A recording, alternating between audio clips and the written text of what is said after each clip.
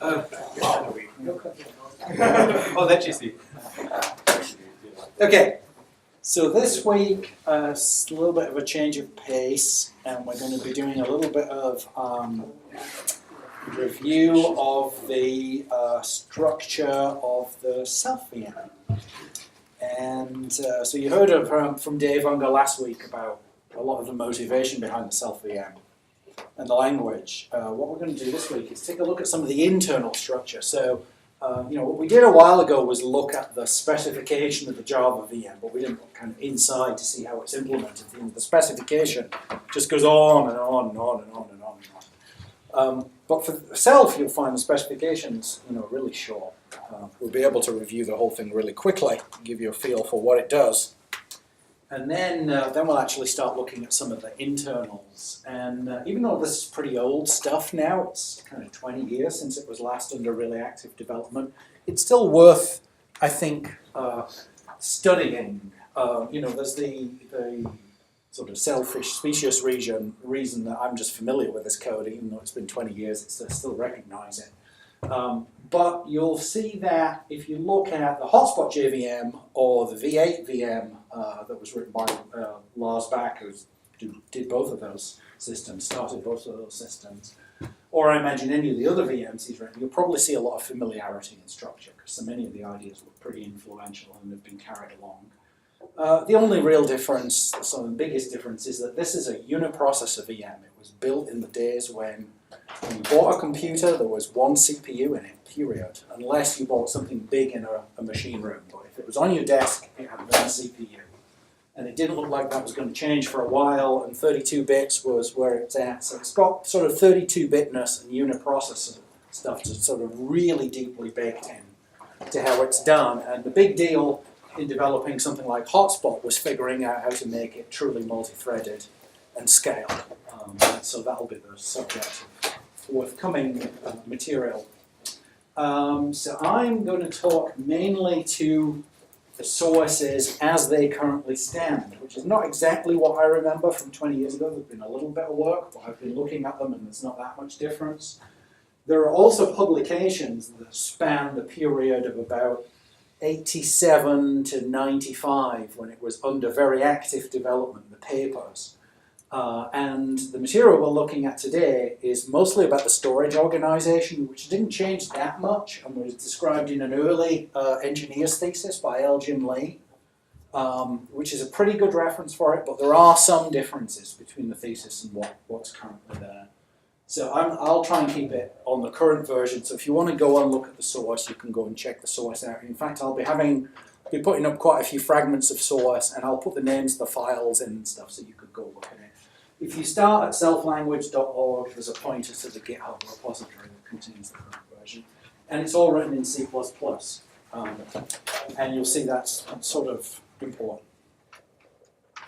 Okay, so first thing is, I'm just going to do a very quick recap of the language itself to give you the context. Now, hopefully you've had a look at the self paper, the original one, and got some understanding of the language, but it's a pretty small, self-contained language. So first thing is you have objects.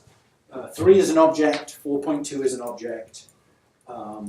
If you want to make an object with 2 slots, you just name them X and Y. If you want to initialize them, you can initialize them. You can initialize using equals, which means it's a constant slot and can't be altered.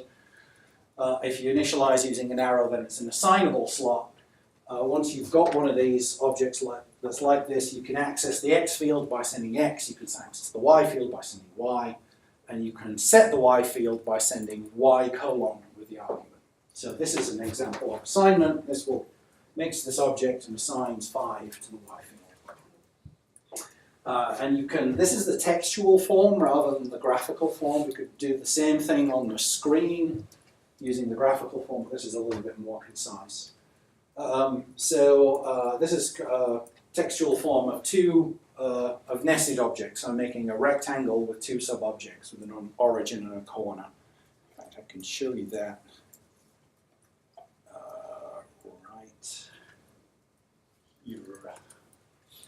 So there's an evaluator, and if I just hit get it, it'll put the thing in my hand.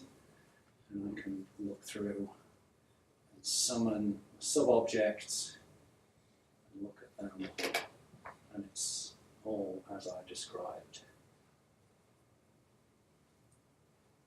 Okay. Sorry, just a random question. Yeah. How does this display work if there are cycles in there? Let's just draw in arrows and stuff. What's the Oh, issue? Oh, okay.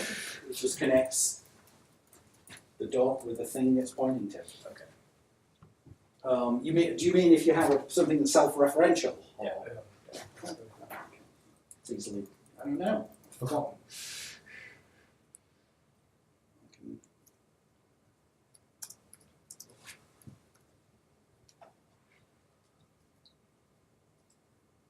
Okay, so that should be initialized. Oops, it's nil. So nil. Pointer. Drop it on there. And it's self-referential.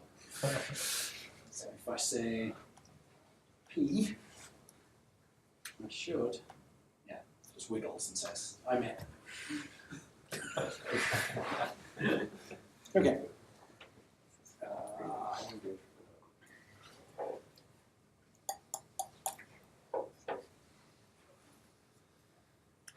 All right, so methods are just code that's put in slots. So here's an object with an X and a Y, and I'm giving it a row slot which contains this method, which just sends square to X, square to Y, adds them together, sends square root to the result.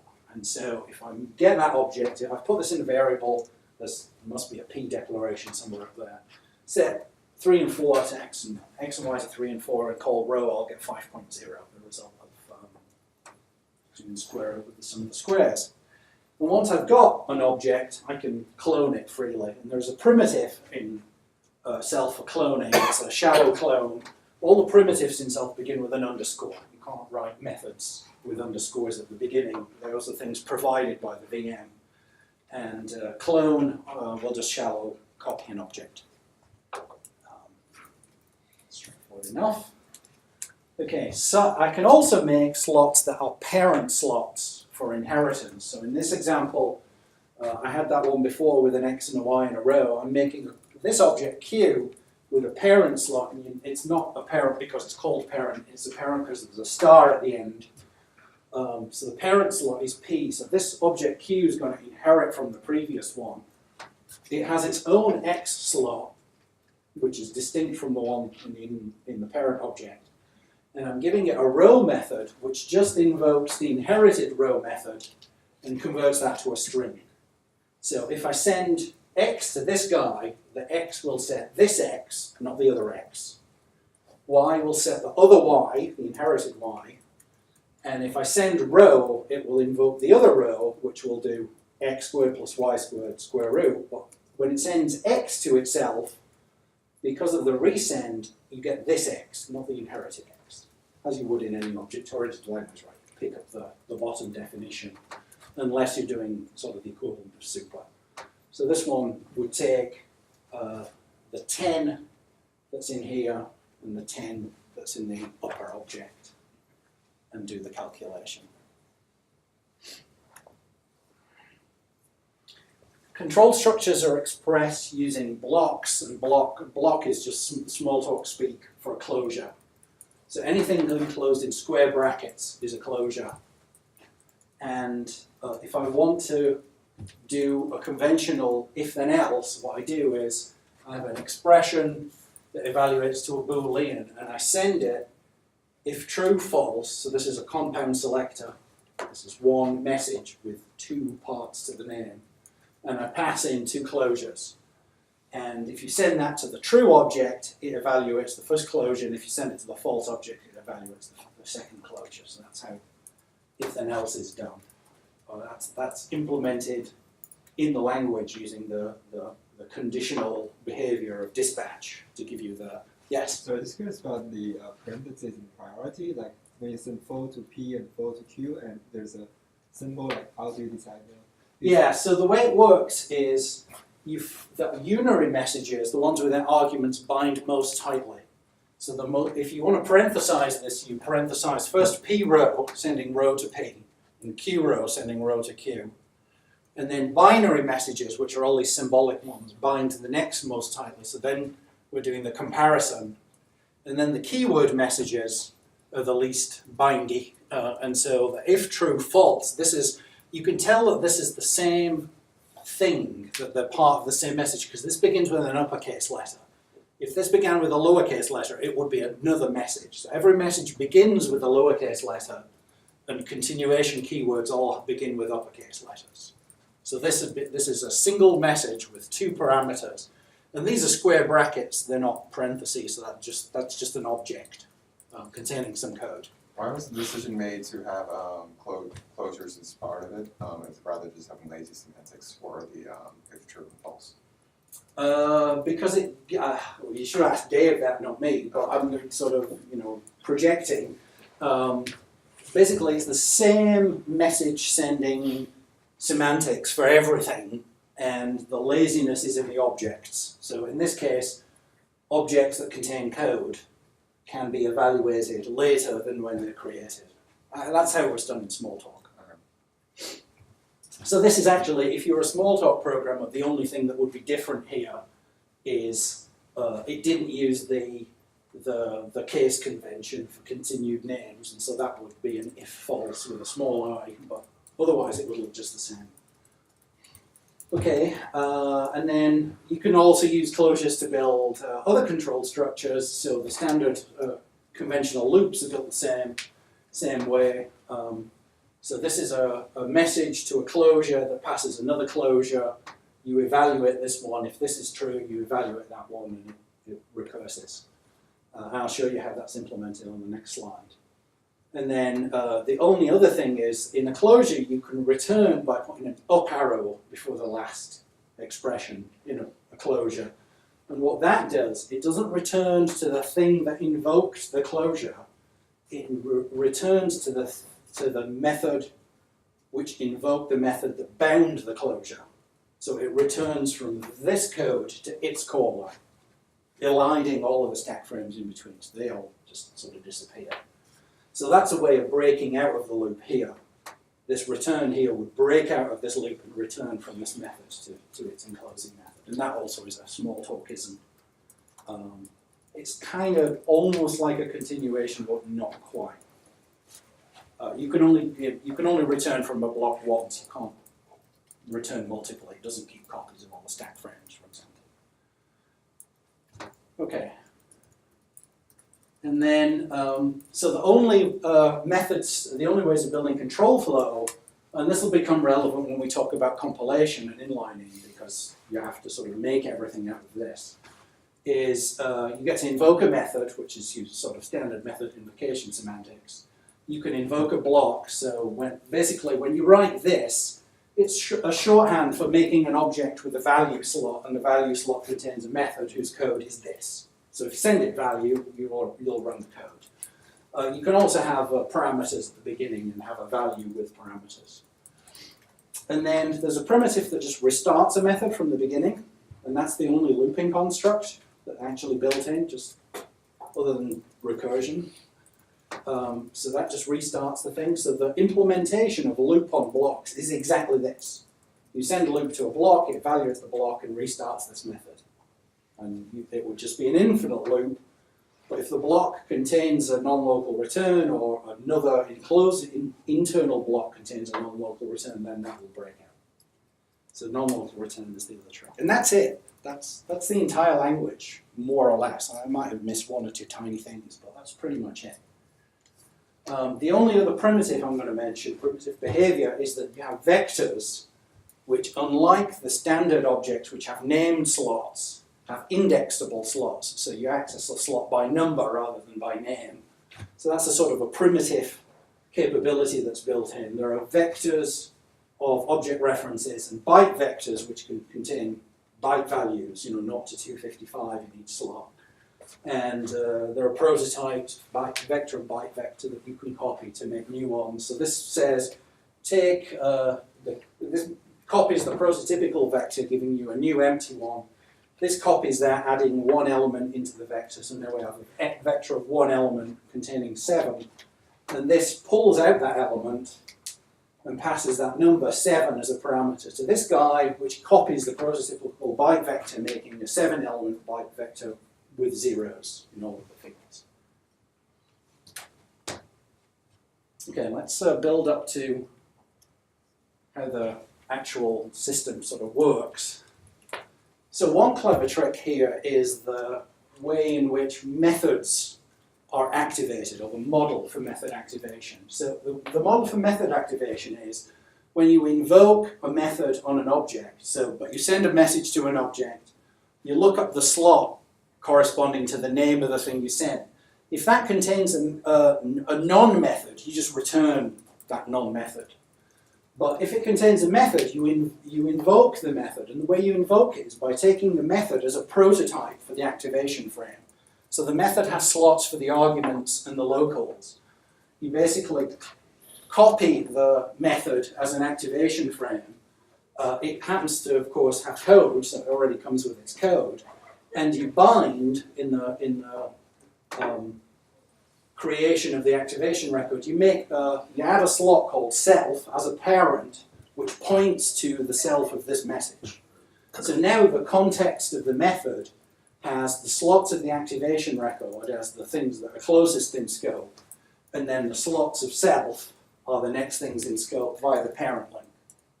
So it's kind of a nice unification of objects and cloning to explain how methods run. And then methods themselves, when you compile a method, the structure looks like this. It has a prototypical slot for the self field and any arguments that might be in here as well. A reference to another object, which is a code object, and then that has sub-references, one to the bytecodes of the actual method that are going to be running, and then to another thing, which is a vector of the literals that appear in that method. And mostly the literals are either things like numbers that you happen to mention, but mostly the strings that represent the names of the messages you're going to send.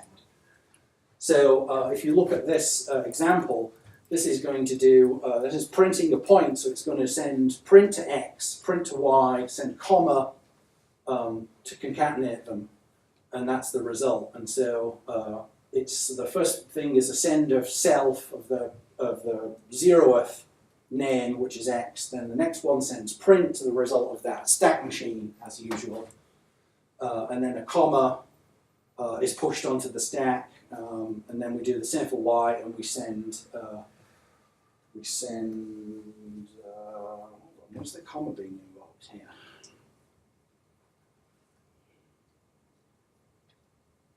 Send 0, send print. Literal, send. It seems to be a send missing. Weird. Didn't even paste it from the paper.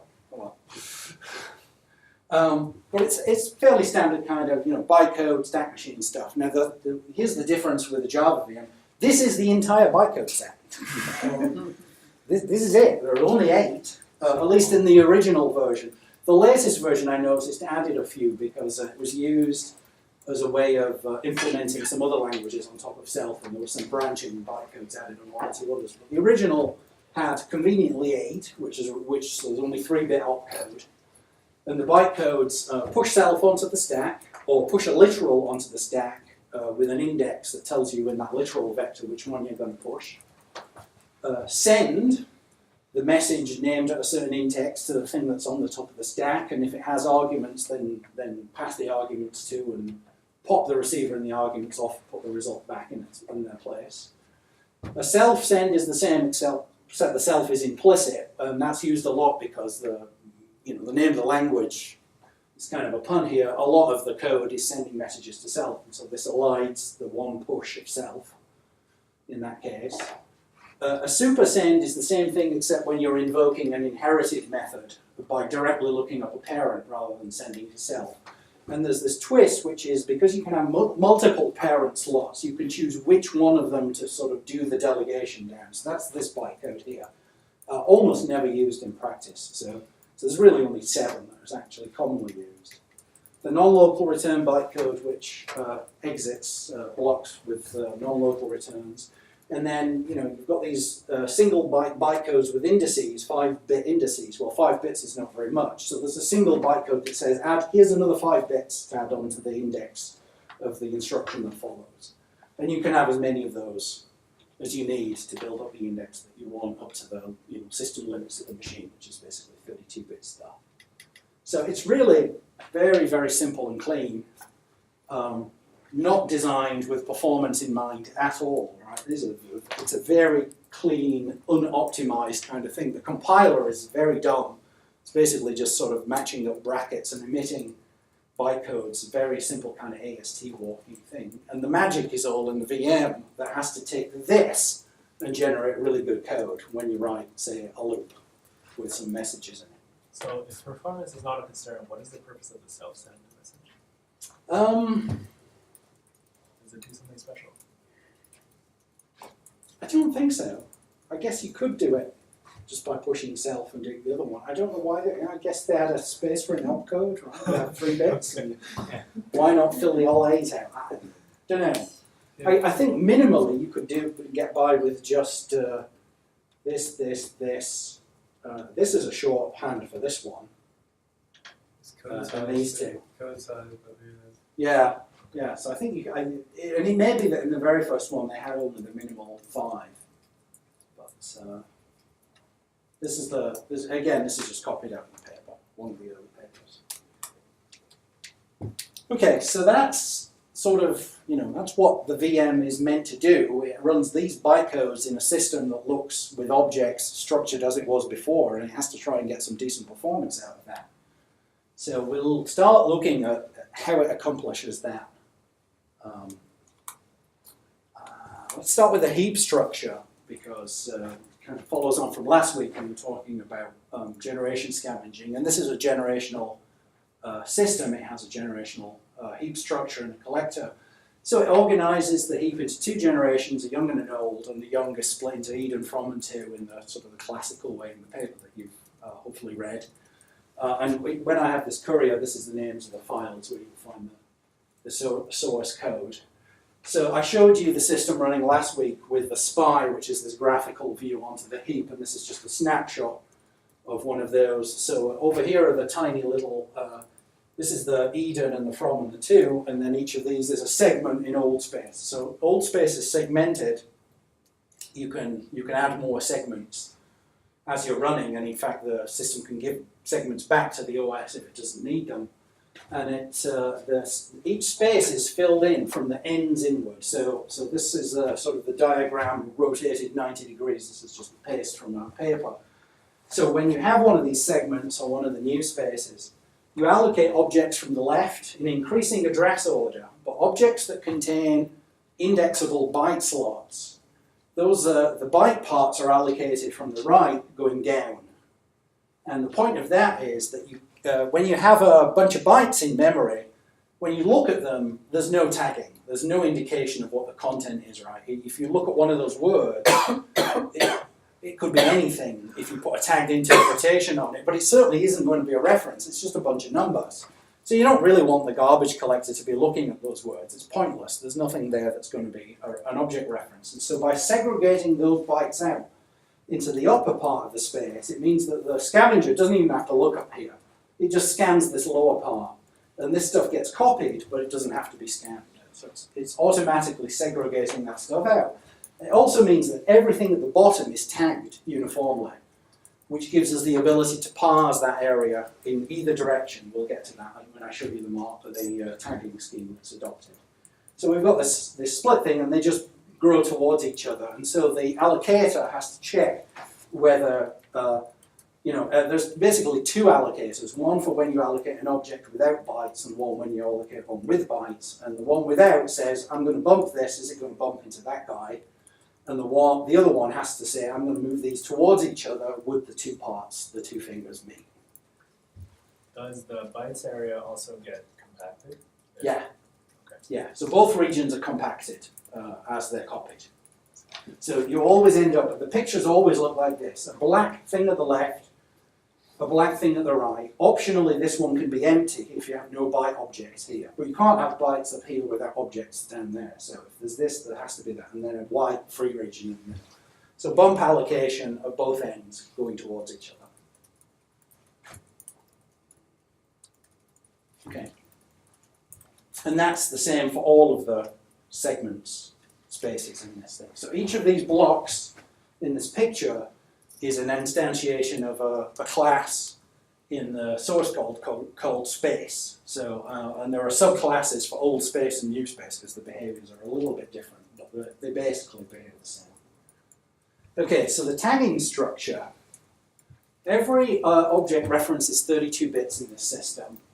And those words are called oops. The word oop comes from long ago in the dim recesses of Smalltalk history. And it stood originally for ordinary object pointer. So if you look back in the early Smalltalk implementations, they were 16-bit systems, and it was a 16-bit word with a 1-bit tag to distinguish a 15-bit int from a 15-bit object table index. But the word oop has stuck in a lot of VM implementation stuff, and so you'll see the word a lot, and in fact you'll see in the code it's all over the place. So every 32-bit object reference is an oop. And those things also exist, so those things exist in the heap, they're in registers, they're on the stack, and they're in VM data structures, and they're always in tagged form when they're called oops. And they have two low-order tag bits. And the tagging scheme is this. You have 00 represents an integer, which means when you wanted to add two integers, you don't have to do any tag extraction, you just do the addition and check for overflow. Similarly for subtraction. Lower 1 represents an object. And because this is odd, if you inadvertently forget to strip off the tag bit, when you do the dereference, you'll get a segfault because it's not aligned. Then lower 10 is a flow with 2 exponent bits missing. In the most recent system, I noticed there are if-defs for either removing the exponent bits or the mantissa bits, which is kind of weird. I don't know why they chose to have both of those there, but there's some stuff in the comments about that. I didn't have time to really get to the bottom of it. And then the interesting choice here is 1, which tags only the header word of an object. So the header word contains a bunch of ancillary information. There's an area for a hash code. Similarly to Java, you can ask for the hash code of an object, which is some stable number based on the object's identity. And there are some age bits for the generational collection and random other bits.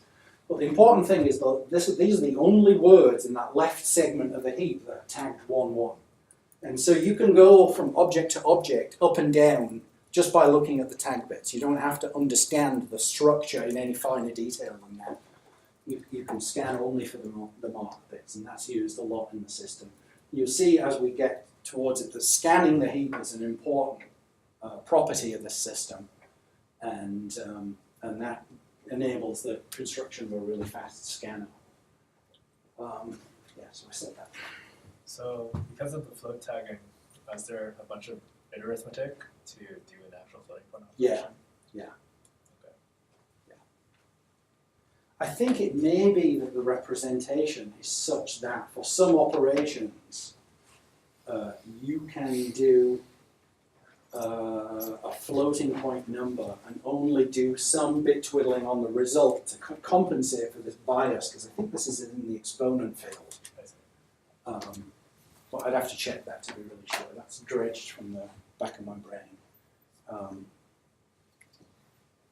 Okay, so perhaps the most important thing in the heap organization is the use of maps to optimize the representation of objects and to centralize the object behavior and metadata so that you're not wasting space. So if you think about what a prototype would look like, a prototype-based system compared to a class-based system, if you did implementing things naively. Right? So in a class-based system, objects have class pointers that point off to classes, and the classes contain the metadata. And so when you make an object, it just contains the variables that were specified in the class plus the header information. If you implemented a prototype-based system naively, you'd have to list all the slots out with all of their names and values in the system. And you could maybe abstract out the methods, but there'd be this big space penalty for doing that. So instead of doing that and paying for all this space, we use a different scheme, which is called a map. In some VMs, it's called a hidden class. And the idea there is that you abstract out all of the metadata describing the slots into this object called a map. So this is not a user-visible entity, right? You can't get a reference to a map as a self programmer. They're all hidden in the system.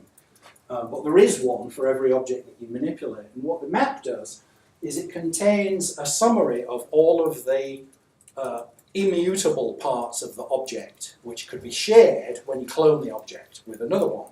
So if you have methods, those are immutable, and when you clone the object, you would share the methods. If you have slots, which are constant slots, those are immutable, and they can go in the map as well. They don't have to belong in the individual objects. So the map, the object now contains the data for the mutable slots and a pointer to the map. And when we clone it, all we have to do is clone the body, and we're good to go. And in this kind of system, object creation is always by cloning. You can't just sort of synthesize something out of thin air. You always have to make a copy of an existing thing. So when you start the system up, the heap is populated with a bunch of prototypes for the objects that the VM knows about, sort of the language level primitive objects. Yes? Just to be clear, the superclass pointers are pointing to other class-based things. The parent pointers are pointing to more map things. Yes, exactly. So in this one, the superclass will point to another class. In here, parent and map points to another map. Okay, so what is an instance format? So the instance format here describes how this guy is laid out. Okay. It would have things like the length of the instances if they're fixed object length objects. Here, there's the same kind of thing. It has to describe the length and the layout information. We'll get to those in more detail. Also, the names will be required in the map. Yes, yes. So the names of the slots have to be in here. But similarly, in the class, the names of the instance variables are in the class too. It may not be there, right? I mean, if you're using class-based systems, okay. If it's dynamic, it has to be. Yeah, I mean, you can throw that stuff away if it's a static thing and you're never going to need it for reflection or anything. But even in Java, it maintains all of that stuff in the event that you reflect on the class. Okay, so each map then contains a list of things called slot descriptors.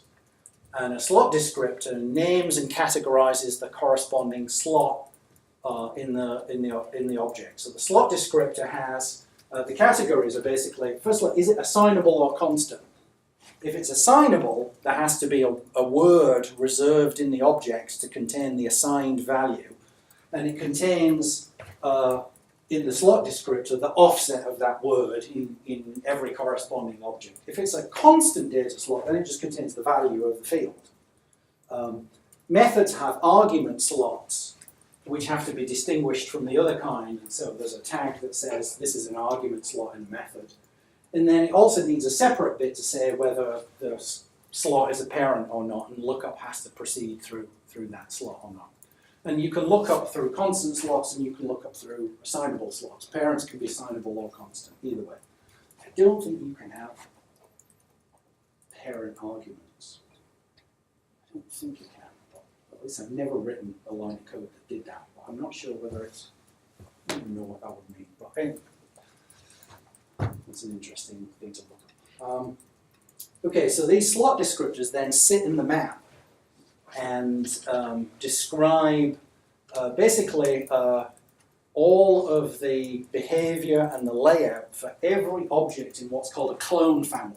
So when you start, well, as I said, you get a prototypical set of objects that the VM says, oh, here's the prototypical vector, here's the prototypical byte vector, here's the prototypical this and that.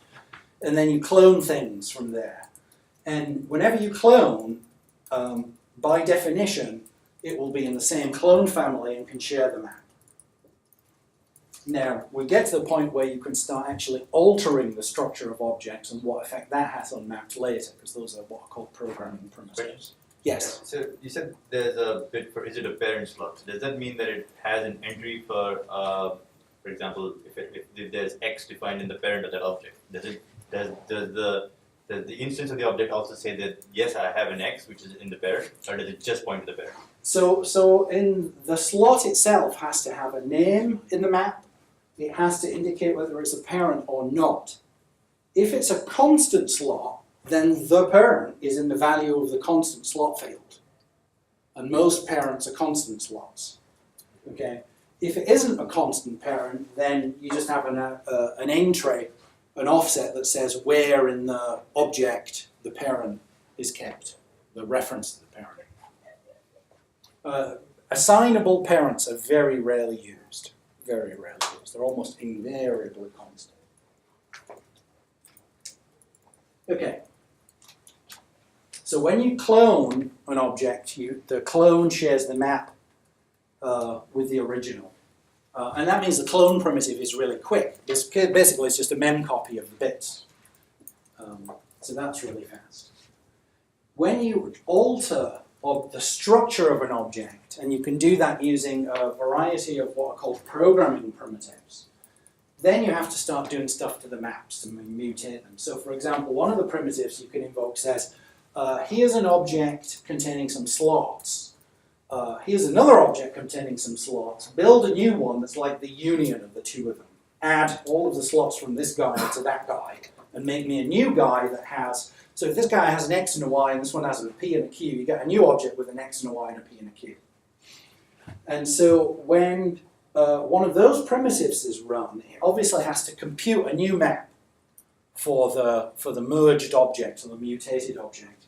But once it's done that, it then goes and looks in a map table that has a canonical version for every different structure, so that if it happens to land on a structure that already exists, it throws away the new map and just references the old one. So you never get two maps that describe the identical structure. They're all different in some way. They're all canonicalized, and that saves a lot of space while you're programming, because it means that you're not duplicating methods and stuff whenever you alter the structure.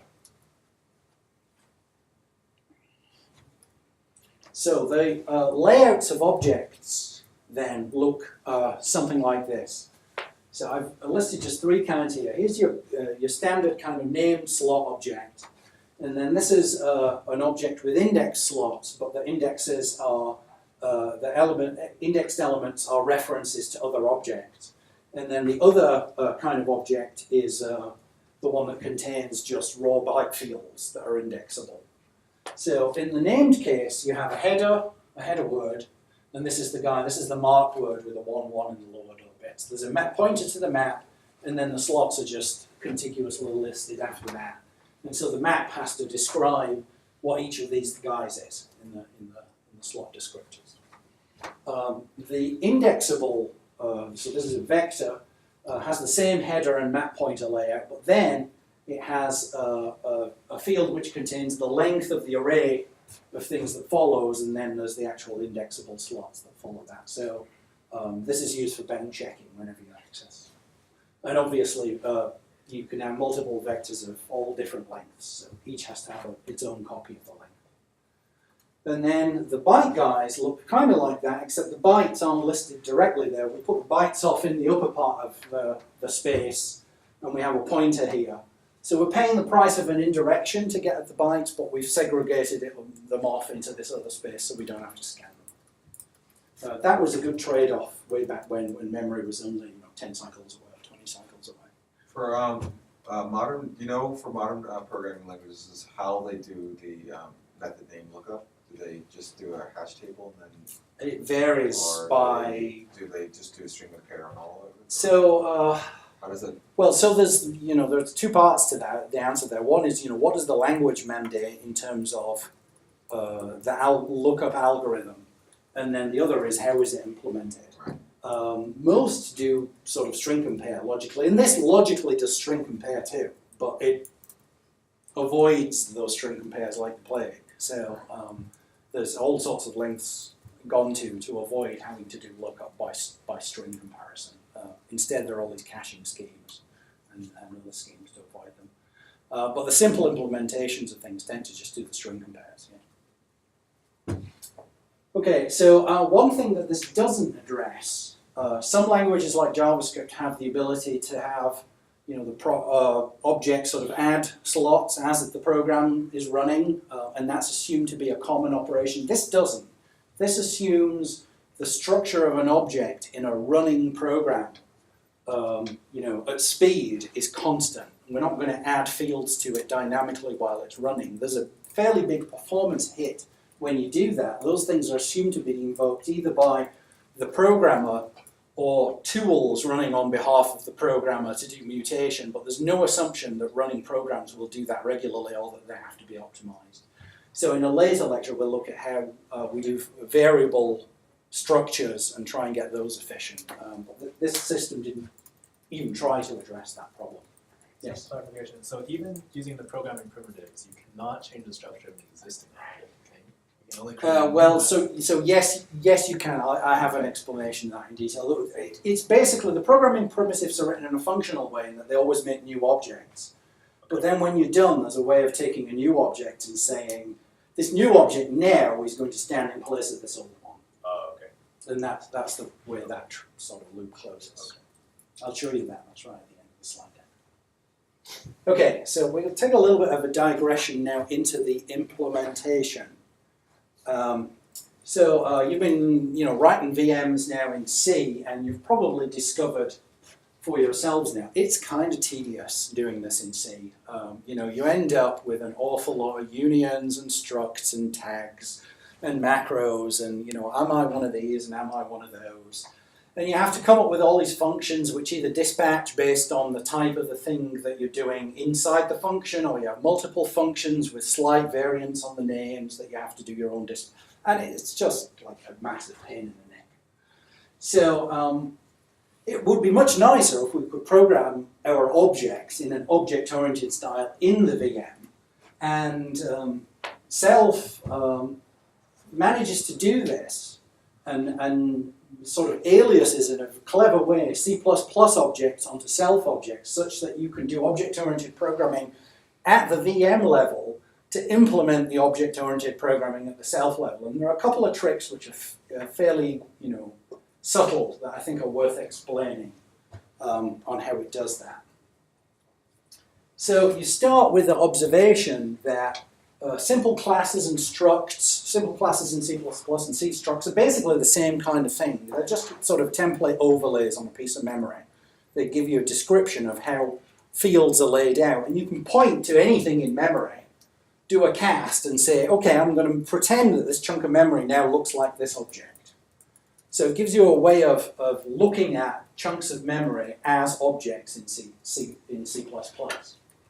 So that's the first part. And then the second part is if you add a method to a class in C++ and you don't make it virtual, it's a statically bound method, the actual value of the pointer to that thing is irrelevant when you invoke the method. It's statically bound. So if I call method f on p, and f is a statically bound method, the value of p is not used in looking up that method, right?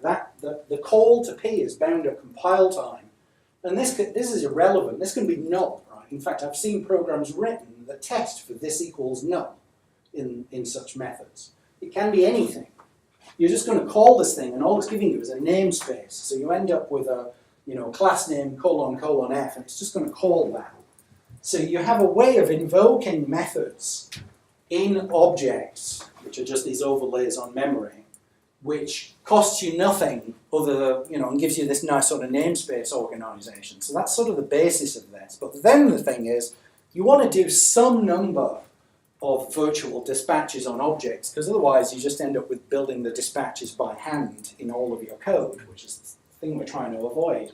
And we can't do that by putting virtuals in all our objects, because as soon as you add a virtual method to an object, then the C++ compiler sneaks in a special slot, a hidden slot that you don't get to see, called the vtable pointer. We did vtable pointers a few weeks ago. And now, when you write pf, it looks up this vtable pointer in your object, and that's a pointer to a table that has all the function entry points. And one of the offsets in there will be the f method. And it looks that guy up, using a fixed offset, compile time offset, and calls it. Now that's great, that's the virtual dispatch we want, but we don't in this system want to pay the price of having an extra hidden slot in every self object, because self objects are only a few words at a time. If we add another word, it's going to blow up the memory. So back then they made the decision, we're not going to use this on objects, but we will use this on maps. And so the virtuals only exist in the maps. Objects are all statically typed, and we use the tag bits to determine what cast we're going to apply to look at the memory region of an object, and then we use an extra indirection to do the dispatch for the dynamic behavior on maps. So virtuals only in maps, and we go from an OOP, which is one of these tagged objects, to its map. And there we can invoke a virtual method. And so we can have, say, a scavenge method that knows about the different layouts of different kinds of objects. I showed you 3 layouts earlier for indexed things and slot things and byte things. And you have 3 different scavenge methods, that each of which knows the layout of the corresponding thing, and they're virtually dispatched. So you don't have to do that when you write the scavenger to build another dispatcher. The dispatch is done by C++ for you. But you have this extra price in that you only can do that on the maps. And so you could wrap this in a static method, right, that just calls that one. So this trick is it took me ages to understand this the first time I saw it. So I've saved you a lot of time, believe me. But when you see it, this is such a clever trick, and it makes your VM code so much cleaner that it's been adopted almost everywhere since. So in Hotspot, you'll find the exact same structure for how it does its dispatches. Maps are called classes with a K in Hotspot because it's a class-based language, but you can't call them as class with a C, because class with a C is a keyword in C++. And the words are not tagged because it's a statically typed language, but it still has this trick of dispatching through maps.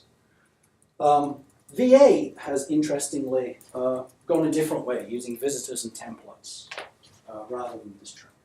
Right, so in order to do this trick, you have to ensure that your VM does dispatch the same way that C++ does dispatch.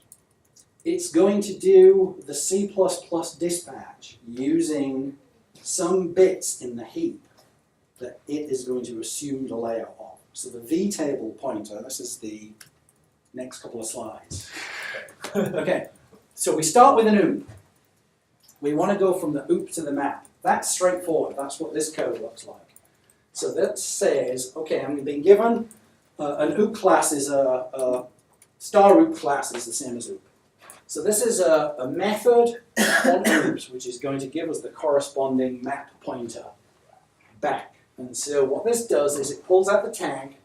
It looks at whether it's one of the immediate tags, int, float, or mark. If it's an int, then it does this static call on this, which basically will find a point. This is the map of ints is a VM thing. It's just built in, and the VM knows exactly where that is. So that just aliases off to a variable that points to the int map. Similarly for the float map. The mark one says, oops, you probably shouldn't be doing this. If it's not a mark, then there's some other bug. But if it's a mark, then you get the map of marks, which is a funny thing, but it's used in GC. And then for the mem one, you cast it to a thing called a mem-oop, which is the flavor of OOP that knows there is some memory at the far end of it. So it's the variant of the tagging that has memory underlying it rather than the ints and the floats, which don't. And then you call this other static function. And the way that static function works is it takes the tags pointer and extracts the address, casting that to a pointer to a struct. It pulls out the map pointer from that struct, casts that back to a mem-oop, and then retags it. That retags it, and that gives you the final pointer back. So this is going from the OOP, stripping off the tag, finding the field, and going back to the address of the corresponding map.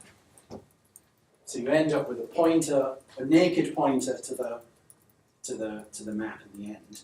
And all of this stuff, the only test that gets left in all of this is basically the tag test and the tag extraction. All the rest is just casts, right? And the compiler elides all of that stuff. It's just finessing the type system.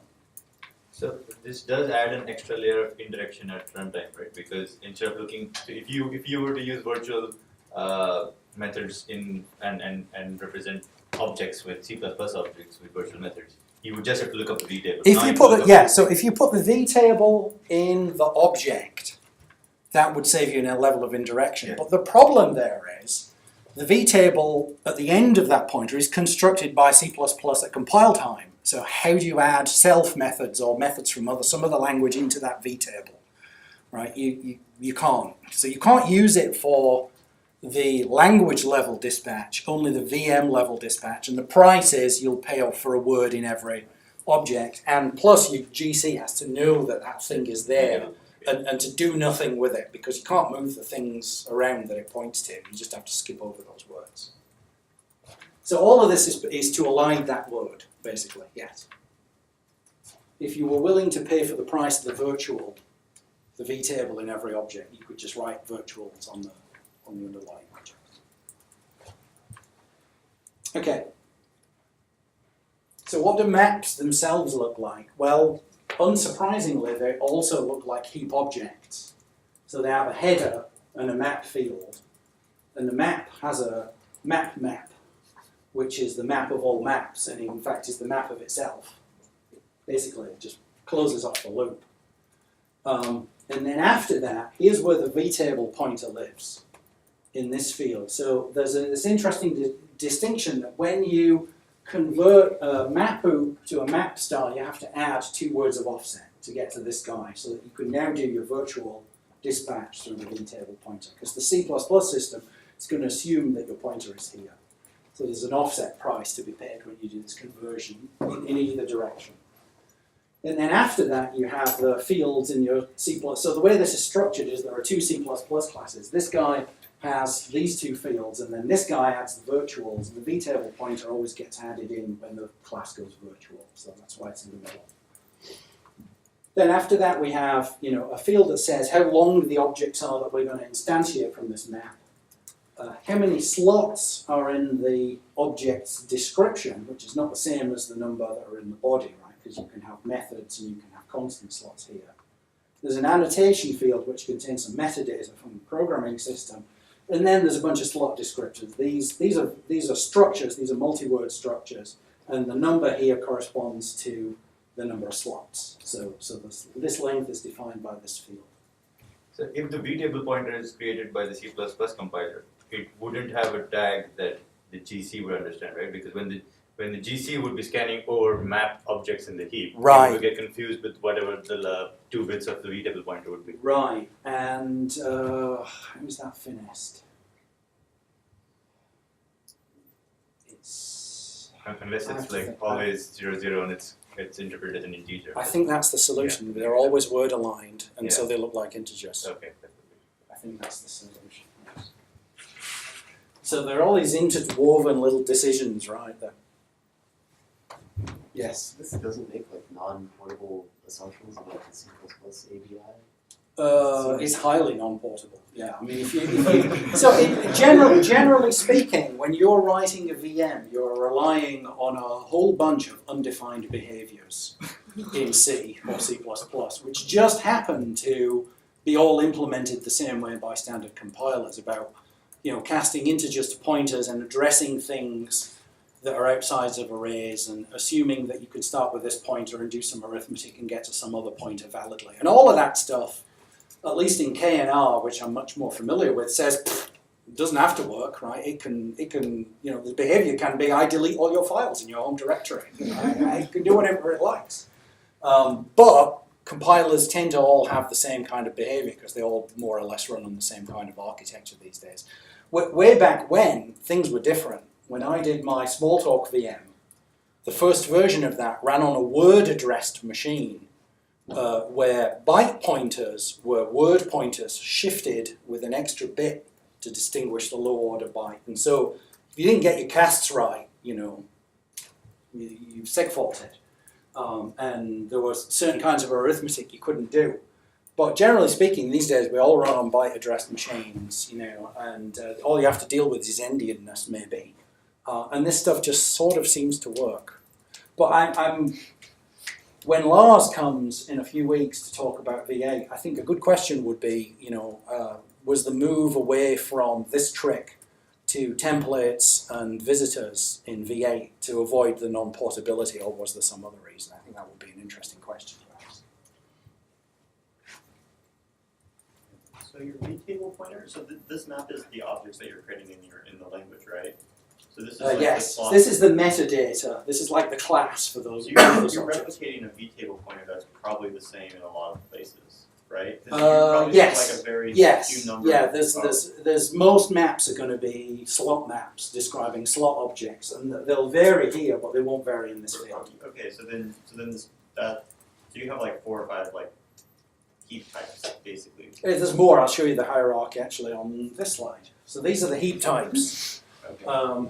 So there's actually 2 hierarchies here. This is the hierarchy of OOPs, which are the objects themselves, and this is a representation hierarchy. So each one of these is a class, or you can think of it as a struct, and each is the prefix of the guy below it. So when you look at memory, if you see one of these guys, you can always do a cast somewhere up the hierarchy and just look at the prefix.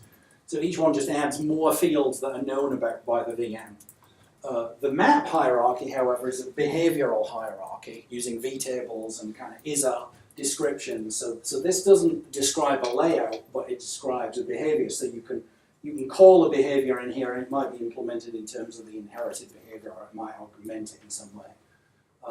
But these are the types. There's actually more than you would think, but that's because there's a bunch of weird stuff that got added for programming language support, like profiler objects and stuff like that. But the language objects are more or less the first sort of 2/3 of that.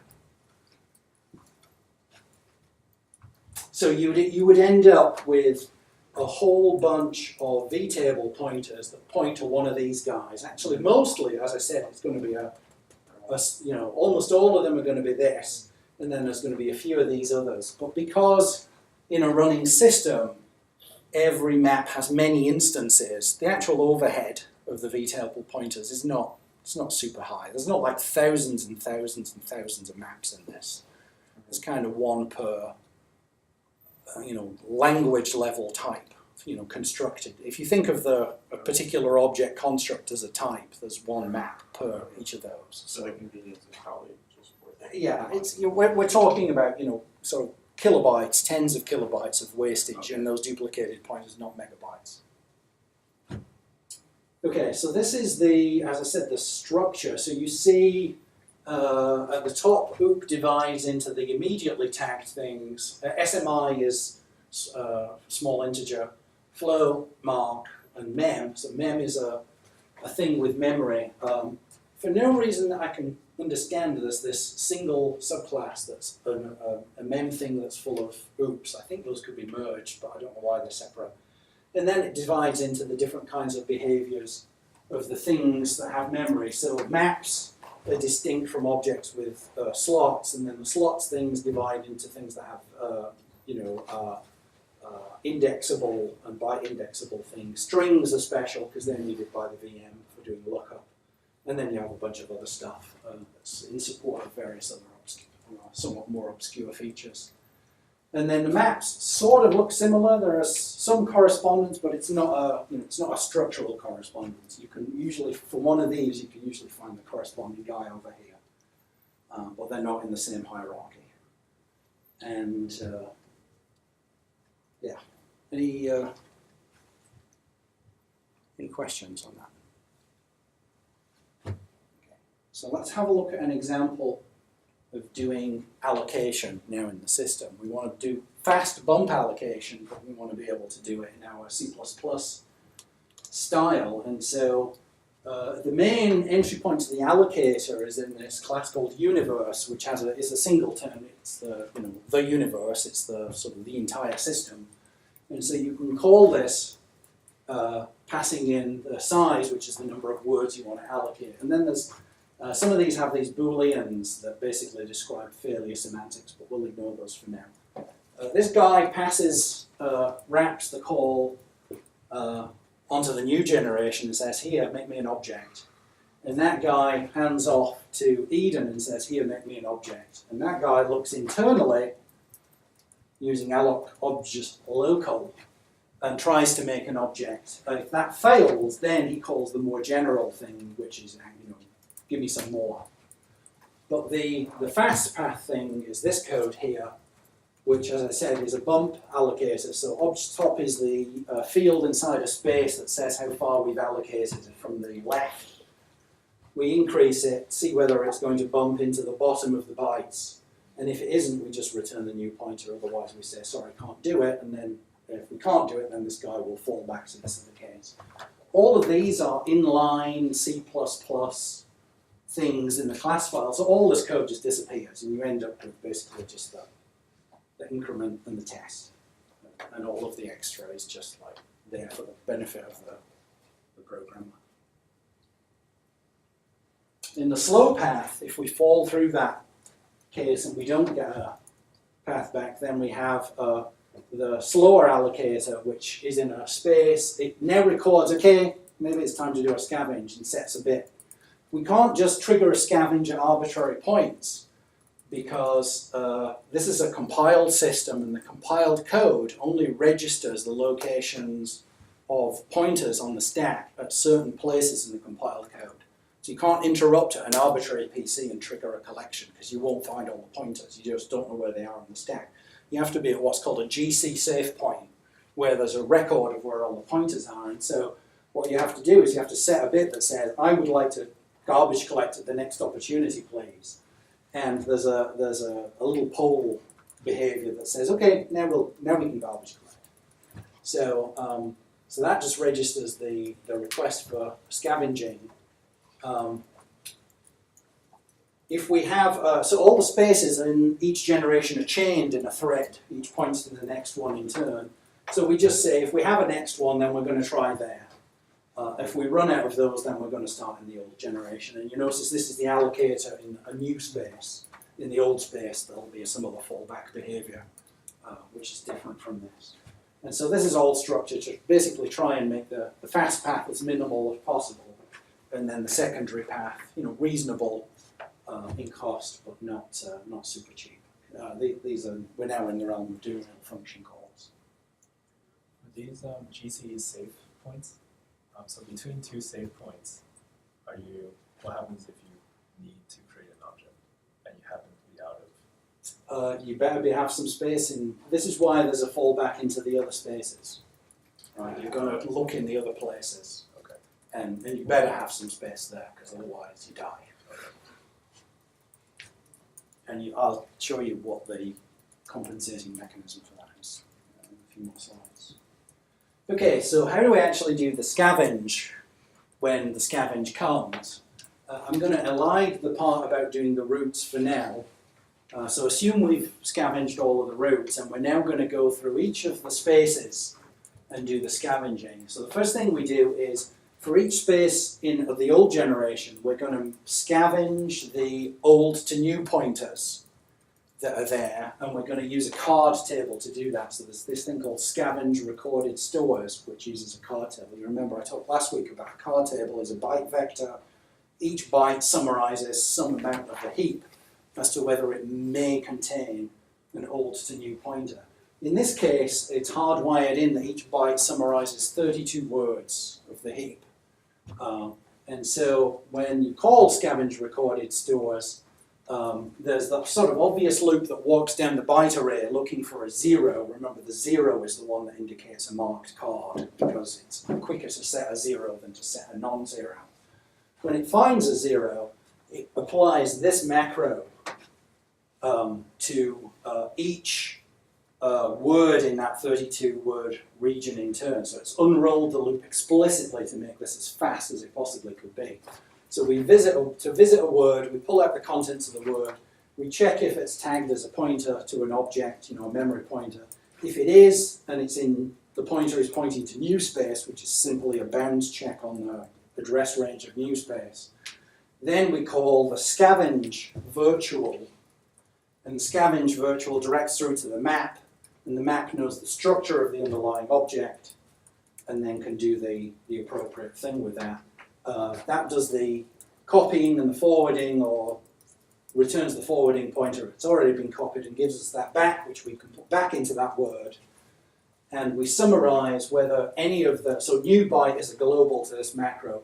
New byte is updated to see whether we've actually found something to point to new space, and we have to set the card back to 0 when we're done, because we have to maintain that. And if we go through the thing and it was a marked card, but there are no longer any new pointers, then we can set it to non-zero, so that we don't have to look there again. So this macro is then applied to every word in a card. Then this loop, after we've done that, we've got this loop here, which is a 2-part loop. Each of these parts returns a Boolean, and we're basically going to iterate until either of those Booleans, we're going to iterate while either of them returns true. So we're going to scavenge anything that we promoted into old space, which means going through that newly promoted region looking for pointers to new space. If we found something, then we may have moved more stuff into the 2 space, and so we have to continue scavenging the 2 space. If we found something in there, we have to go back and look at the old space again. You keep going around that until the pointers eventually hit the ends and there's no further progress, and both of these return false and the loop ends. If you look at the code for these, so scavenge promotions on old space starts from a recorded point that we reached last time. That's just the field and the class of old space. Object scavenge point, and we're just walking through memory one word at a time, looking to see whether we have a new pointer. If we have, we scavenge, we set our field in the card table accordingly, and update at the end. And then in the new space, we're doing a similar kind of thing. We have a scavenge point that records how far we got to, and we walk through applying scavenge to every word in turn, which will do all of the forwarding, etc. And again, this is a static which wraps a virtual. Very simple sort of pair of loops. Okay, so the only other thing I want to talk about in this process is finding the VM routes. So every part of the VM that contains a reference to an object, at the point at which you're in the collector, that reference has to be included in the GC, and it has to be updated for when the object moves. So these are variables in the VM. These are data structures in the VM that are not part of the heap. All of the stacks, all that stuff has to be dealt with. The way this system deals with the VM is that there's a macro called apply to VM oops, which enumerates every single variable, gives you the address of every variable in the virtual machine that can contain an oop. And it just says, okay, give me another macro, and I'll apply this macro to every location in the virtual machine. And then one of the macros, there are actually many of them, one of them is the scavenger macro, which just says, okay, given a pointer to a word that we know must be an oop, we're going to scavenge that thing and stick the new value back in its place. And then in the scavenger code itself, it just applies the list macro to the scavenge macro, and you get all of these scavenge calls on all of the VM variables. And that's how that's done. Is there any mechanism to register a stack allocated thing? Yes, there is. There is another, well, one of these, so there's another set of calls which call scavenge on VM data structures. One of the VM data structures is basically a list of registered locations on the stack that you can wrap in a C++ class and say, okay, I know where I am and how to scavenge myself, and you build a linked list of those. And after this, when it calls scavenge on each of the data structures, that's one of the ones that gets invoked. So there's also scavenge routines on all the ancillary data structures, like the map table has to be scavenged, right, because that's pointers to the maps, and the maps can move. Okay, so the old space allocator keeps a track of how much free space there is, and if you look back at the screenshot, way back here, you'll see in the visualization below there is like a ruler and a red line and a yellow line. So the red line always starts from the right and then turns into yellow. And these tick marks are 1 megabyte tick marks in the heap. So you see, it's the same as this, except for this sticks out further because it has gaps between the heap segments. So as heap allocation proceeds, this line will grow from the left. When it crosses the yellow line, this system is unusual in that it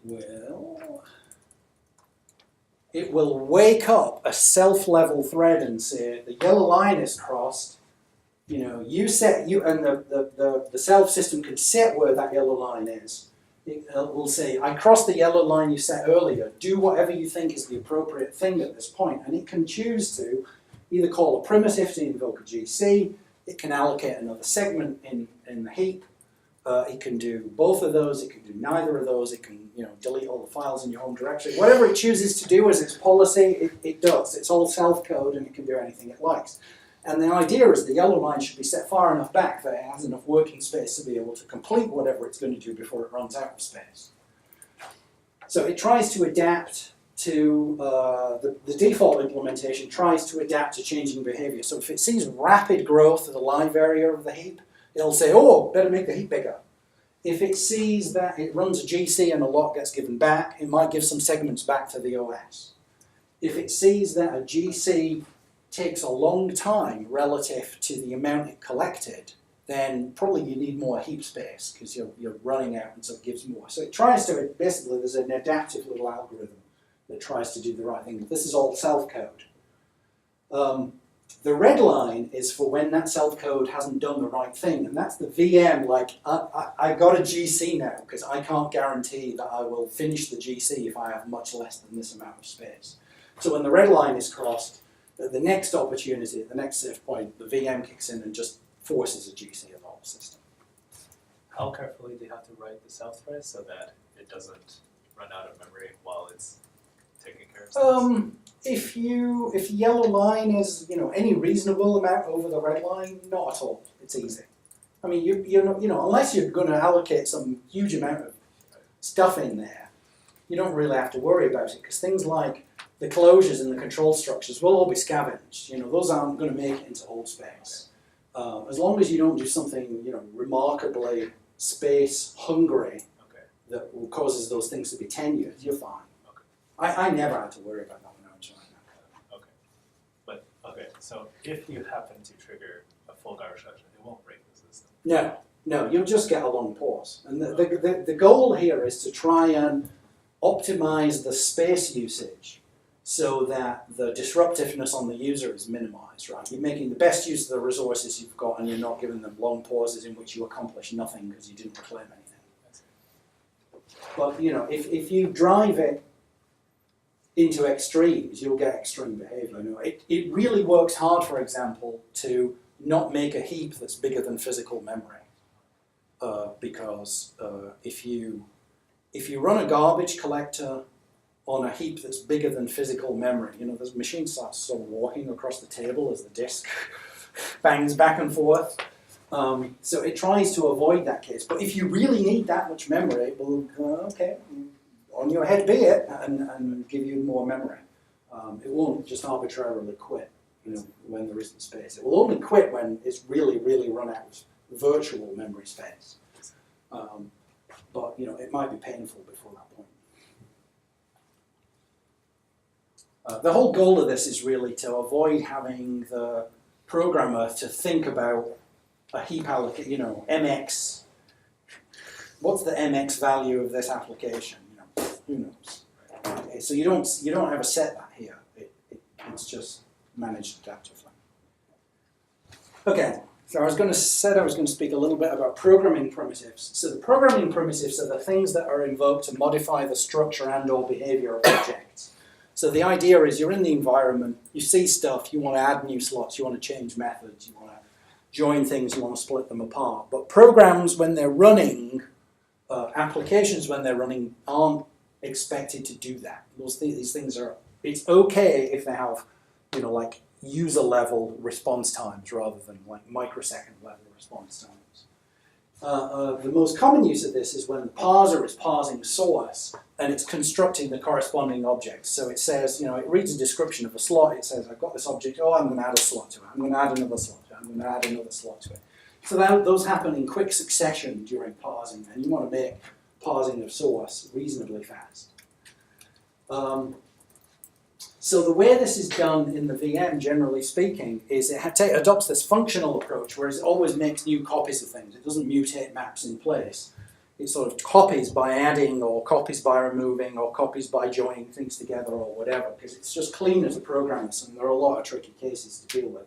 So it makes new maps on the root, and it makes a new object that's an instance of that map to represent the new thing. But then if the idea was to have some old object have some new behavior or state, then you can invoke this primitive defined, which is used to substitute the original one with a clone of the new one.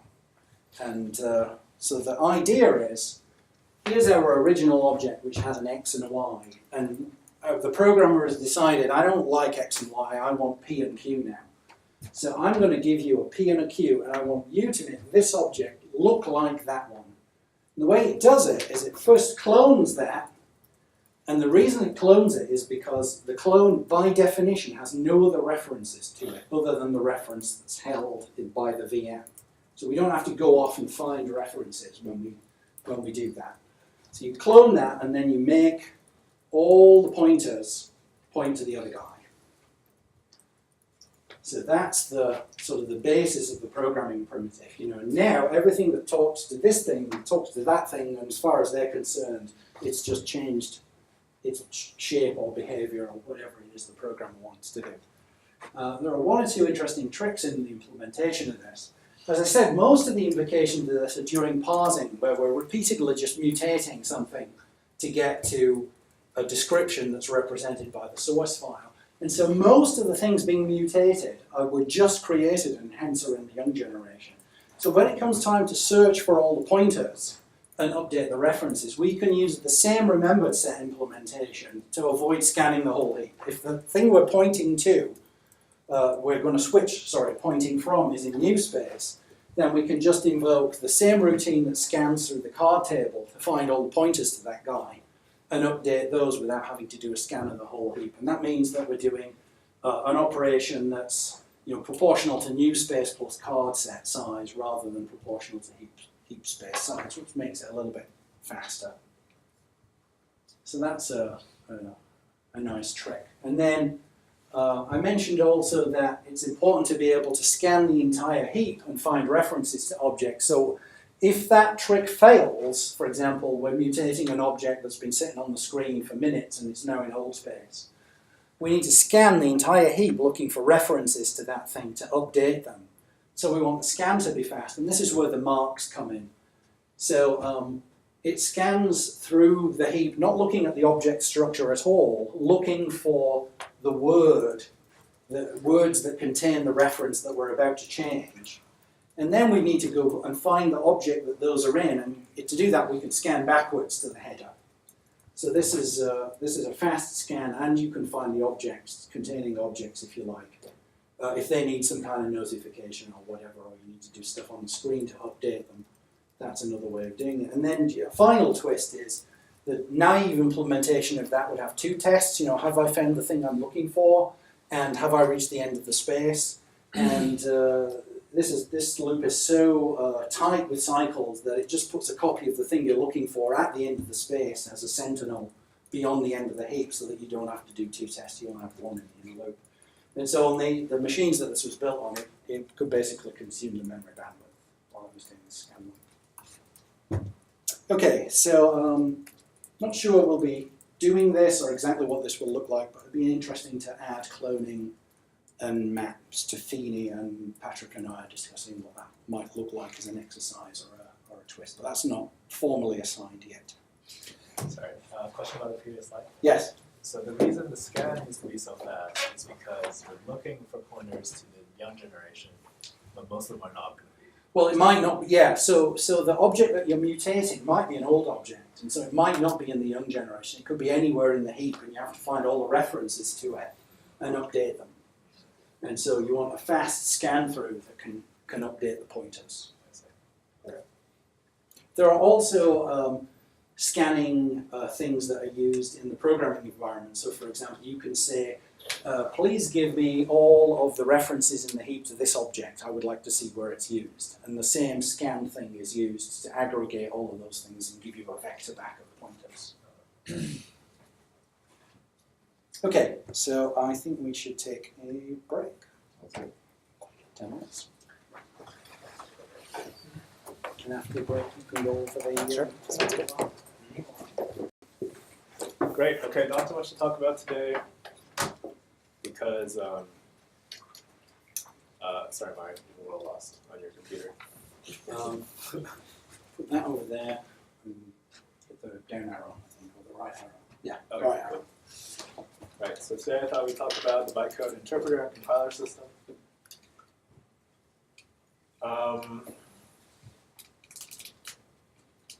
As far as the code goes, there's not too much I want to say. I think I personally made a mistake designing the assignment when I gave you the instructions for the bytecode interpreter. The semantics were defined way too abstractly. So I got a bunch of working implementations that all do the correct thing, but they're all implemented quite differently from each other. But for the garbage collector, I gave you some specific layouts I wanted you to use. So if you follow that, I think you'll be okay for the rest of the course. Okay, so going over the long answer questions. This question is about verification. If we wanted to write a verifier for our bytecode interpreter, what are the sort of things we want to look out for? So this is broken into categories. There's a general category just relating to, is the bytecode well formed? Okay. And there's all sorts of little things you can check, like whenever I say this must be referred to a string constant in the constant pool, is it actually a string constant? Does your entry function have the proper number of arguments, namely 0? When you refer to a local, is it within the number of locals that you told the function? Do you refer to labels outside of the local function? So there's just a big list that you can list, okay? And then there's some additional things that simply enforce Feeney semantics. Like Feeney says functions can only return a single value, even though the bytecode interpreter is free to do whatever it wishes. So if you place these additional checks, then it enforces that you can only run Feeney on it. Okay, and sometimes that's desirable, sometimes that's not. The most important one that I really want everyone to get is this top one. So basically, at the end of the day, if we want to write a fast compiler, we want to get a static data flow graph. Okay, and that's only possible if we have this property, that the stack layout on the entry for every basic block is the same. Okay, so it means you can't do stuff like you declare an if statement, and on one branch of the if statement you push 2 values to the stack, and then the other branch you push 1 value to the stack. Okay, if you do stuff like that, then it's very hard to reconstruct the static data flow graph. Okay. So that is the biggest thing you want to verify for optimization. One thing to point out is that some people got the phasing a little bit confused. They said you can do type checking, and their implementation already does type checking because if it's the wrong type, you just fail. Okay. So it's important to note that verification happens before you actually run the program. Okay. And because Feeney is dynamically typed, you cannot, in general, look at a variable and know that only integers will be stored in this variable. That's a very difficult analysis. It's impossible in general. Okay. So the best you can possibly do if you want to do something like this is sort of a best guess. Okay. And that's generally not a great idea to put into the semantics of your verifier, because it means that as your guesses get more and more sophisticated, there will be programs that run on some systems that don't run on others. Okay, so that's generally a bad idea. Okay, so that's what I want to say about verification. The next question was, there's a lot less time spent on environment lookup now. Why is that? Okay, so the biggest reasons is just in our naive AST interpreter, we use this environment object to look up everything, right? We looked at slots, we looked at methods, but we also looked at local variables and global variables using it. And with a very simple analysis, you can determine, am I loading local variable 17 or a global variable 17, okay? And this is like a very big part of any compiler, really, just replacing names with offsets. Okay. So the only parts left where we actually do need to do this lookup by name is like the slot and call slot operations. Okay. Here I have a little blurb that says, this ability to look up by name gives you some power, gives you some expressive power for the language, right? So it's useful to have this. If, for example, our language had the ability to, you can calculate some string and then look up the variable by that string, right? So like dynamically calculate the name of the variable to look up, then you would not be able to do this analysis, where statically you assign each local an index, right? So I have this little blurb that says, you want to give the user useful expressive power. If you give them too much expressive power, then you kind of design yourself into trouble. So I don't know what Mario would say about that, because I think self is veering on too much expressive power. It sort of really pushes the envelope, but they step back from the brink of doing things which got very, very expensive. There was sort of no known efficient implementation.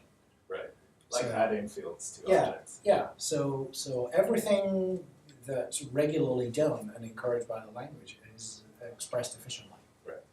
And anything that couldn't be expressed efficiently is kind of not, was excluded. Can you look up slot names in self? Can you compute them in self? So There is a primitive that takes a name as a variable of expression and does the lookup, but there's no assumption that that will be fast. You could do that lookup, but it isn't going to be a constant time fast thing.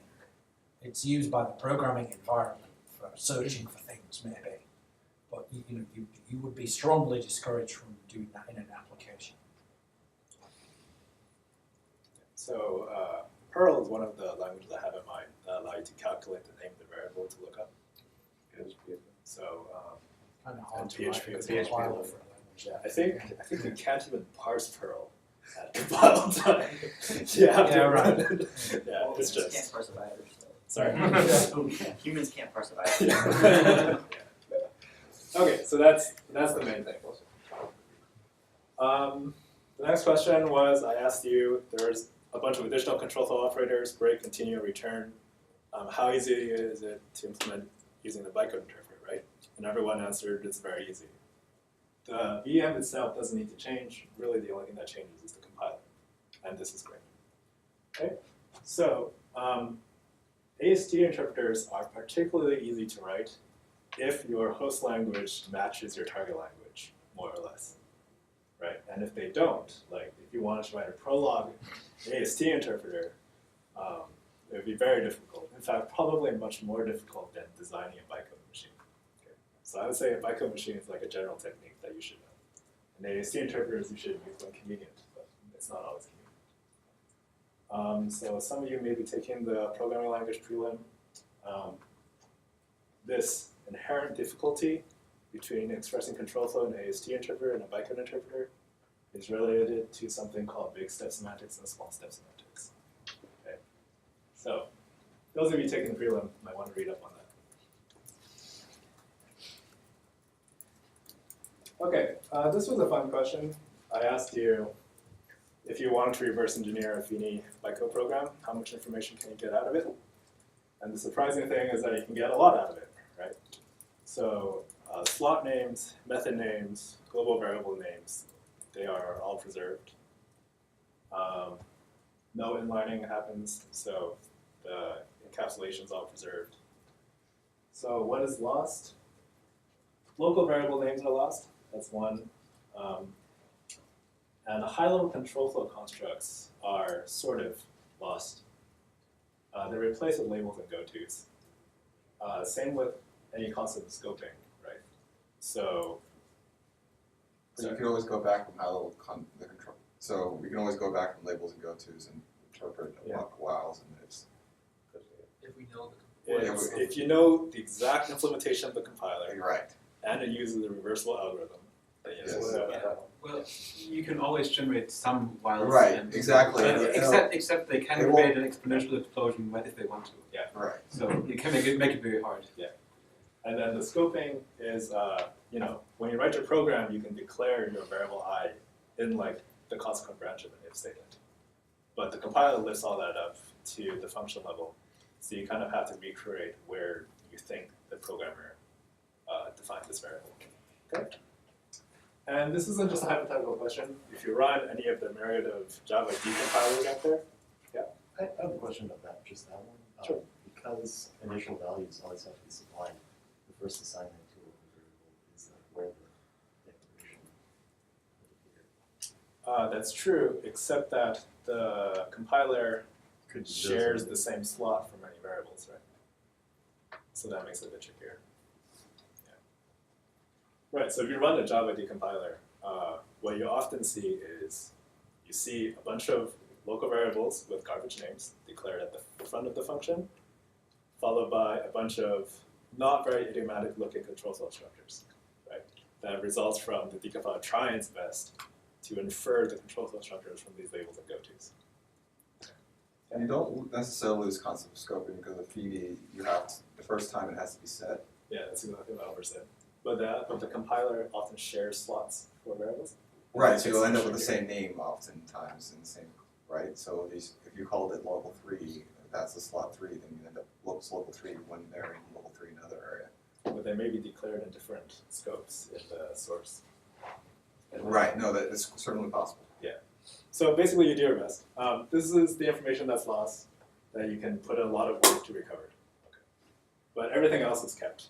So the programs are actually surprisingly readable even after reverse engineering. Okay, this was a trickier question than I thought it would be. The question is, the AST interpreter semantics are just slightly different than the bytecode interpreter semantics. So here's an example. What is this program supposed to do? This is the complete program, right? So if you run it in your AST interpreter, well, it sees a function, okay, and it sees print hello world, so prints hello world, and then it finishes. So the program prints hello world, okay? If you run it in a bytecode compiler, well, it would say, all right, let's compile this function. It has 2 variables named I. That is obviously wrong. It doesn't satisfy the semantics. So it won't even pass the compiler, right? So if you and your friend are running different Fini implementations, and someone sends you a bunch of code, then one of them will run and print hello world, and the other one might not even compile. That's a problem. Okay. Here's another example. What does this program do? You call f, and then you define f. Okay. So according to the AST interpreter, when you call f, it looks up a global variable called f, and there's no global variable called f, so you quit with f has not been defined. Okay. But if you run in the bytecode compiler, if you notice, all the global functions has been pulled out, and then your entry function just calls f. So this runs perfectly fine in the bytecode compiler. Right? So these are other differences. So I don't want to sound like a curmudgeon, and this seems like nitpicking, but this is actually what causes real portability issues in practice. And as a language designer, you try your best to cover all of these corner cases, but it's often not trivial. So Matthew Flatt is a skiing guy, and he made this comment. The top level is hopeless. Just commenting on how intrinsically difficult covering all these corner cases If you know, any program that runs on the bytecode interpreter will also run on the AST interpreter, but not the other way. So this suggests that probably if you wanted to define an airtight spec for your language, you should think of it from the point of view of a compiler rather than an interpreter. Wait, but haven't you just shown an example? Scratch that. That's totally wrong. That's totally wrong. But actually, you can detect that during compile time isn't narrow, right? Because But you could have it just yeah, it's implementation dependent. yeah, good try. Yeah. Yeah. Okay. So not trivial. Not trivial at all, right? Okay. Okay. Defining bytecode IR for that particular assignment, I gave you the source text, you compiled it, then you ran it. So the user doesn't have to be aware that there's a bytecode interpreter at all. But if you wanted to expose this to the user, if you want to distribute programs in bytecode form, then here are some other things you have to define. For example, how do you actually store this bytecode on disk? How do you load it? So you just have to define a file format for that. And that's pretty trivial. The only minor things are you do have to be aware of endianness. Okay, so that's why when you read the Java spec, they're very careful about defining the endianness of everything. And then also, because now you're given this arbitrary piece of binary from your users, now you actually do have to verify it, because you can no longer assume it comes from this compiler that you wrote yourself, right? So now you actually have to be very, very careful about writing the specs of the verifier. Okay, and then last little question was, defining bytecode IR, the control flow operators are specified using labels and go-tos with names of labels, right? This is in contrast to Java, which gives you an integer offset, and this integer offset will jump to somewhere in the bytecode stream, and then you interpret the bytecode stream from there, right? So what are the advantages and disadvantages? Well, this is an extra stage in the Java bytecode verifier, right? Am I jumping into the middle of a bytecode stream? Right? Am I jumping into the middle of a bytecode instruction? So because you use labels, you are syntactically, it's syntactically not possible to do that. So now that's something you don't have to check for. So that's very convenient. It also makes the compiler easier to write. Okay. So basically, most compilers that I know of always have this pass where they have labels internally. And then there's a separate pass to convert these labels into offsets. Okay. So this saves you that. When you do your JIT, you'll see that these offsets are fairly meaningless anyway, because the offsets change when you change representation. Okay. Okay, so the takeaway is that you have your disk format for your IR, and then you have whatever format you like when you're interpreting it. And these don't have to have anything to do with each other. Okay? So the semantics of the bytecode is orthogonal to how the bytecode is stored on disk. Don't make life hard for yourself by prioritizing the disk format over your semantics. So the semantics is the most important thing. So I said syntactically, it's just impossible to jump to the middle of a bytecode instruction if you use labels. So this is just my personal bet. I think if you can do it syntactically, you should try and do it syntactically. So the holy grail of languages is something where any syntactically correct program is both correct and useful. We haven't gotten there yet. You're not allowed to have the empty set. You're not allowed to have it. That's not considered a win. Well, that's not considered useful though, is it? Well, they're all useful. Define useful. In the empty Yeah, set. There's a Unix program that's 0 bytes long, right? I think. It's mostly copyright notice now. You should look it up. The evolution of the 0 byte Unix program. Right. As more and more copyright got added to it. Yeah. You mean copyright nothing? Okay, so that's all I want to say. So, who have started their garbage collector? Okay. Wow. Who's actually like who hasn't run it? Garbage. Okay, Solely, but okay, Copy quick. okay, and you guys have all done the stress test? Wow, okay, that's very impressive. Okay, so basically from this point forward, whenever you see a segmentation fault, you will just quiver in fear that it might be a garbage collector bug. You never finish a garbage collector. Okay, this is the first of some tips. May or may not be useful. Okay, so getting to the point where you can run your garbage collectors for the first time is easy. Having it run the second time is the hard part. Because the problem is, if you have a subtle bug in your collector, after it's run, it's going to make your heap bad in some way that's not easy to discover. And in fact, the chances are the only thing that will uncover the badness is the second time it runs, and it gets sent down a blind alley by something that was there in the first time. So this is horrible because by the time you get there, right, so much has happened. You know, you've got no real sense of what the state was at the end of the first GC. And so how do you deal with this? This is really an important thing to try and get a handle on. There's no great solutions, but I'll give you the best that I know so far. So the trick is you just have to do a bunch of extra work as you go along. You're going to do this eventually to debug this collector, so you might as well just put the effort in up front.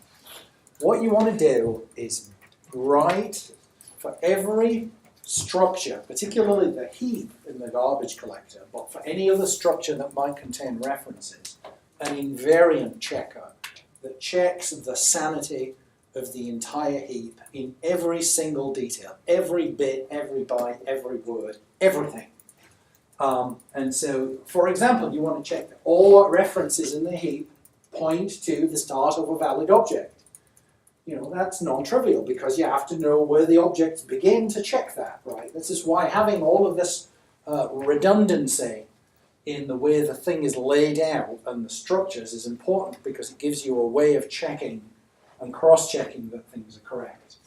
So you want to be able to know that every new-to-old space pointer has a corresponding entry in the remembered set. And this list is long, right? If you think about all of the things that are expected of a correct heap, this is a long list. But what you want to do is codify all this stuff up in a bunch of functions or a top-level function that captures all of the invariants and provides some way of calling that thing. So, for example, in Self, these are all called verify functions. If you look through the source codes, you'll find in every class there's at least one and sometimes many verify functions, and they're all tied together in a hierarchy so that at the top level I can say verify, and it will check the code cache and the heap and the remembered set and the structure of the stacks and everything. It takes a long time to do that because it's like a full GC. It's worse than a full GC. But at the end of it, if it says